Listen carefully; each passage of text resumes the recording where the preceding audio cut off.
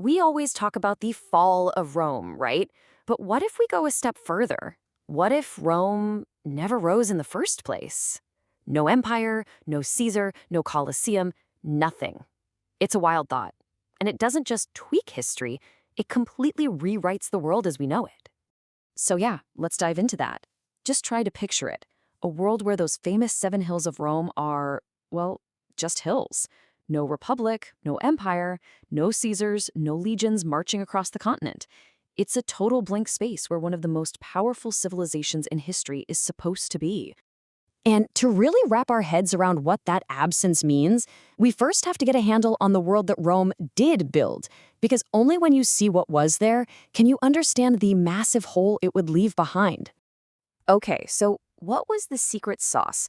What was it about Rome? What was that cultural engine that let a tiny little city-state grow to dominate pretty much the entire known world for centuries on end? You know, to really get Rome, you have to look at how they saw themselves. Take a guy like Cicero. He flat out said their success wasn't because they were smarter or tougher than anyone else. Nope. He said it was all about their unique devotion to religio, their deep respect for the gods and their sacred rituals. That, he argued, was their real superpower. And that idea points right to their secret weapon, this concept called Romanitas.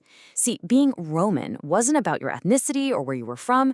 It was more like an operating system you could install. It was a shared culture you could adopt. You become a citizen, you buy into the Roman virtues, you take part in the rituals, and boom, you're Roman. That's how they managed to turn people they conquered into loyal subjects, gluing together this massive, diverse empire. All right, so let's do it. Let's pull Rome right out of the history books. What happens? Who steps up to fill that massive power vacuum in the Mediterranean? Well, the first name on the list is obviously Rome's big rival, Carthage. But here's the thing. They were a totally different beast. Rome was all about the legions, conquest, and expansion. Carthage? They were a business, a mercantile empire focused on trade routes and profits, not planting flags. Think more like a giant, ancient version of Venice, not a world-conquering superpower. So, without Rome holding everything together, the Mediterranean probably shatters into a bunch of competing powers. It'd be this incredible mosaic. You'd have Carthage and their trade network dominating the West. In the East, you've got those powerful Hellenistic dynasties. Up north, you've got these powerful Celtic groups expanding south. And hey, maybe that Greek general Pyrrhus actually succeeds and carves out his own Italo-Greek kingdom. The bottom line? It's a much, much more divided and chaotic world. But this political mess leads to something even bigger, an even more dramatic change in our alternate world. And that's the fate of faith itself. Think about it.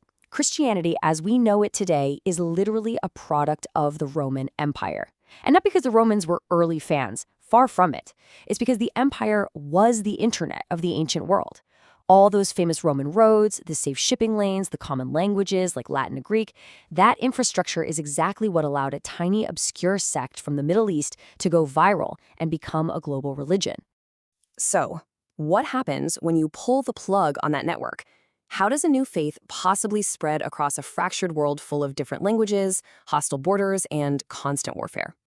Well, most historians agree on a pretty wild alternate map of religion.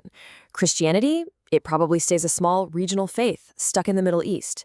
In its place, you'd see a pagan north, with people still worshiping the old Celtic and Germanic gods. And the south?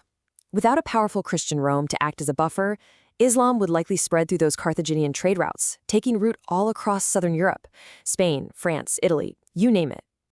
This new, fragmented world doesn't just redraw the maps and change what people believe. It fundamentally challenges the very idea of progress itself. Let's just start with something simple, the words you're hearing right now. A staggering 56% of the English vocabulary comes directly from Latin and French. Take away Rome and poof, more than half of our words might not even exist. Our language would sound completely different, way more Germanic. That's a real, tangible thing you can feel every single day. Okay, it goes way deeper than just language. There's a fascinating theory out there that without that unifying glue of the Roman Empire, Europe might have just stagnated. The empire was this massive, stable platform for sharing ideas and tech, right? Standardized engineering, new inventions spreading like wildfire. Without that common ground, Europe is just a mess of small-scale wars.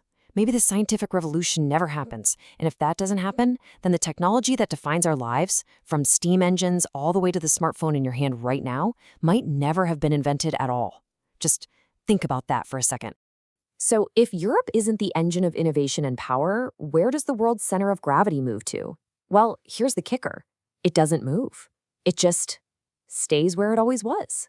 See, the whole European age of exploration, that wasn't about adventure. It was about desperation. They needed new trade routes. But in our alternate world, without the specific historical dominoes that Rome's fall set in motion, China is still the center of the world. They've already got all the resources and goods that everyone else wants. So why would they need to go exploring? They wouldn't. They'd just remain the undisputed economic and cultural powerhouse of the planet. And the biggest, most mind-blowing consequence of that? The Americas. Without that desperate push for new trade routes driving European sailors west, the Old World and the New World might have stayed completely isolated from each other for, who knows, maybe hundreds or even thousands more years. And that brings us to one last really big question. Rome gave Europe a shared foundation, a common bedrock of law, language, and culture. It basically invented the idea of the West. So if you take Rome away, what are you left with? Not a civilization, but just a geographic peninsula, full of disconnected and warring cultures. The very concept of Western civilization might never have even existed.